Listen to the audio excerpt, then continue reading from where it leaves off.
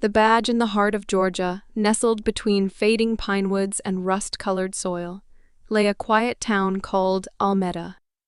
The town hadn't changed much since the 60s, at least not in the hospital. Dr. Helen Garraway was respected in her field.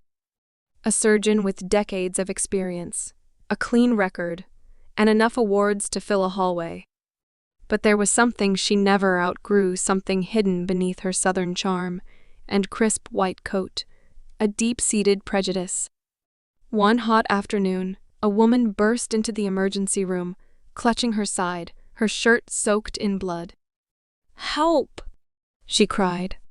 "Someone, please," the triage nurse, startled, called for a doctor. Dr. Garraway approached, but when she saw the patient, a young black woman with dreadlocks and a blood-stained hoodie, her pace slowed. "What happened?" she asked tertly. "I was stabbed," the woman gasped. I think he punctured my lung." Dr. Garraway's eyes narrowed. "What's your name, Jada?" "Jada Moore." The doctor glanced at the badge hanging from Jada's belt, a small metal rectangle with Special Agent DOJ stamped beneath the Department of Justice emblem. Dr. Garraway flinched. In that moment, everything changed. Her mask slipped for just a second. She had refused care to plenty who looked like Jada quietly, subtly. But not this one. This one had a badge. She turned pale and muttered something about getting another doctor. Then she disappeared. 10 minutes passed. Another doctor finally rushed in and took over.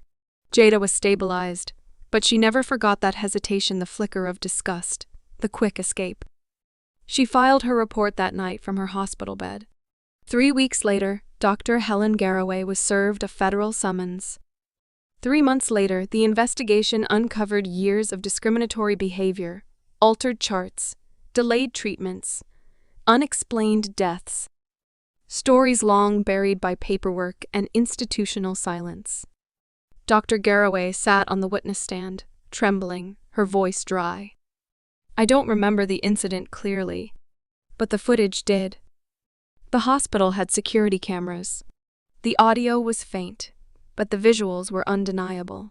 Jada watched from the gallery. She had healed. The scar on her side still itched sometimes, but her mind was sharper than ever.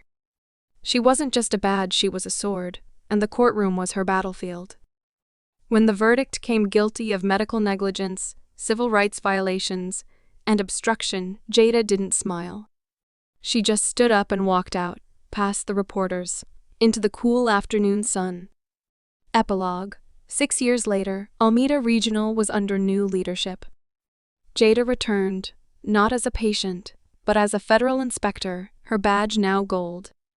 She walked past the new mural in the lobby, a painting of a black nurse holding hands with a white child, and smiled. Just a little. Change, like healing, took time. But it always started with a wound.